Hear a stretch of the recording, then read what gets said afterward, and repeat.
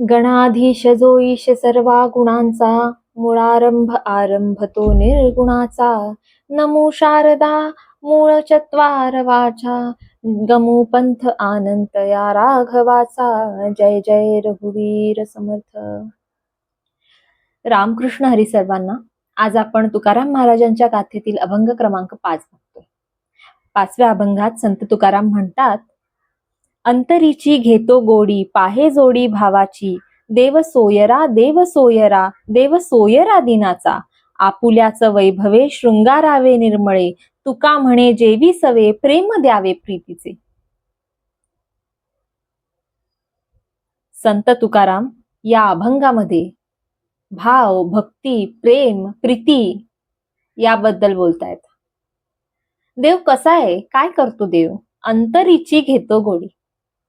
आपण तोंडावर किती का गोड बोलेना, आपल्या मनात खरं किती गोड आहे ते तो बघतो. अंतरीची घेतो गोडी, आपल्या अंतःकरणात त्याच्याविषयी किती प्रेम आहे, किती गोडवा आहे हे तो बघतो. पाहे जोडी भावाची, आणि भाव कसा आहे आपला त्यावेळेस, आपला भाव कसा आहे त्याच्याबद्दल, आपण कुठल्या हेतूने त्याच्याशी बोलतोय किंवा कुठल्या हेतूने आपण उपासना करतो हे सुद्धा तो बघतो.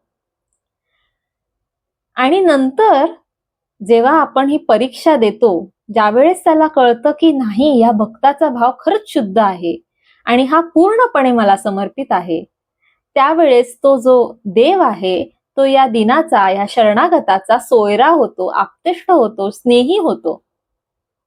बघा, ज्ञानेश्वर महाराज सुद्धा हरिपाठात म्हणतात, भावे विण भक्ती, भक्ती विण मुक्ती, बळे विण शक्ती बोलू नये.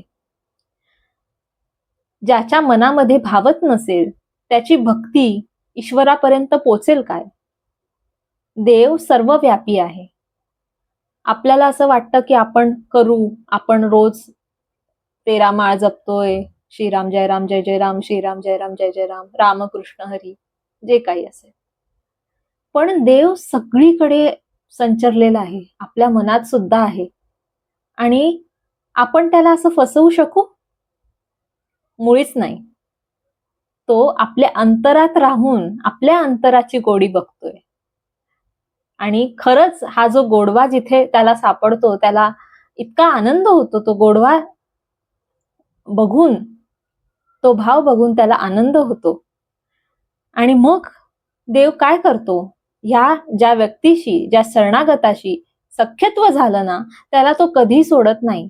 समर्थ रामदास स्वामी आपल्या दासबोधामध्ये म्हणतात, सख्य देवाचे तुटेना, प्रीती देवाची विटेना, देव कदा पालटेना शरणागताची.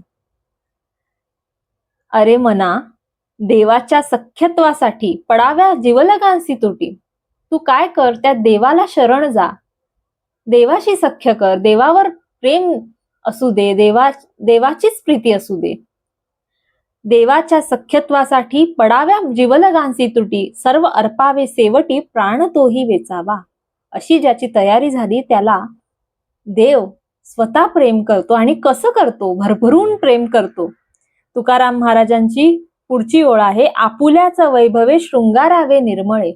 आपल्या वैभवाने त्या निर्मळ झालेल्या मनाला शृंगारतो, सजवतो. गजेंद्र मोक्ष कथा आपल्याला माहिती असेल, ज्यावेळेस भगवंत स्वतः गजेंद्राला मुक्त करण्यासाठी आले, त्यावेळेस त्याने काय दिलं होतं? स्वरूपता दिली. आपलं जसं रूप आहे तसं त्याला दिलं. एका प्राण्याला आपलं रूप दिलं भगवंताने. आणि त्याचप्रमाणे हे सगळं षड्गुण ऐश्वर्य सुद्धा दिलं. असा तो त्या भक्तावर कृपाळूपणे बरसतो. असं आपलं सगळं वैभव देऊन टाकतो. सुदाम्याची कथा आपल्याला माहिती आहे. आपलं वैकुंठ सुद्धा द्यायला चालला होता. इतका भावाने भावविभोर होऊन आपल्या भक्तांसाठी सर्व करतो.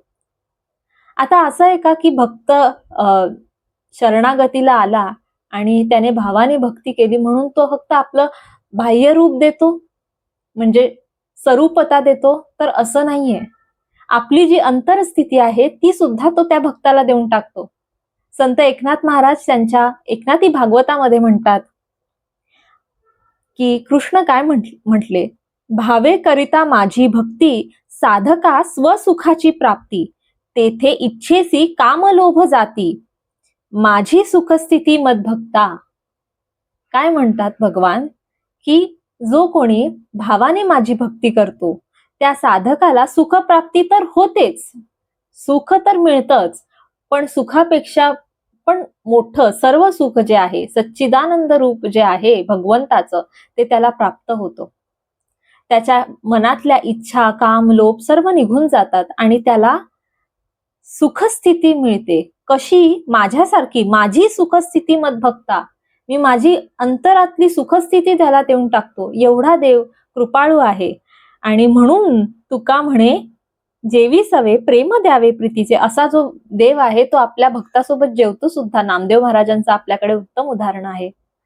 आणि असा जो देव आहे तो आपल्या भक्ताला प्रेम देतो, अत्यंत प्रेम देतो. आपण ज्ञानेश्वर महाराजांची पूर्ण ज्ञानेश्वरी वाचली तर त्याच्यामध्ये केवळ केवळ केवळ प्रेमच भरलेलं आहे. म्हणजे त्याचं वर्णनच करता येणार नाही. त्याच्यापैकीच त्यांनी काय म्हटलं, की भक्त कसा प्रेम करतो, भगवंत आपल्या भक्तावर कसा प्रेम करतो. जे अमृताची ओतली की प्रेमाची पिऊन मातली, म्हणून अर्जुन मोहे गुंतली निघून येणे. ध्यान योगातला हा श्लोक आहे, की भगवंताची कृपादृष्टी कशी झाली आहे बघा, की जणू काही ती अमृतात ओतली. तुम्हाला सांगितलं भक्ती कशी आहे, सातू अस्मिन परम प्रेमरूपा अमृत स्वरूपाच्या, प्रेमाने आणि अमृतासारखी आहे, की अमृतातच ओतली किंवा तिने प्रेमाचं अमृत पिऊन टाकलं आणि ती उन्मत्त झालीये. अशी भगवंताची कृपादृष्टी अर्जुनाच्या मोहात गुंतली आणि तिला तिथून बाहेर काढणं कठीण आहे.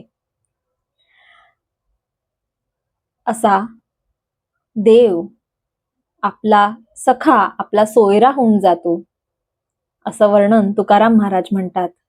तेव्हा आपणही शुद्ध भावाची कास धरूया. हे सांगणं कठीण आहे आणि करणं तर त्याहून कठीण आहे. पण संतांच्या संगतीत, संचन संगतीत राहून, गुरुचा उपदेश ऐकून, ग्रंथांचं वाचन करून, त्याचा अर्थ समजावून घेऊन, थोडं का होईना, 1%, 2% का होईना आचरणात आणूया. आणि 5व्या अभंगाचं विवेचन इथेच थांबवते. गुरुर्ब्रह्मा गुरुर्विष्णू गुरुर्देवो महेश्वरः, गुरु साक्षात परब्रह्म तस्मै श्री गुरवे नमः. उपासनेला दृढ चालवावे, भूदेव संतांसी सदा लवावे, सत्कर्मयोगे वय घालवावे, सर्वामुखी मंगल बोलवावे.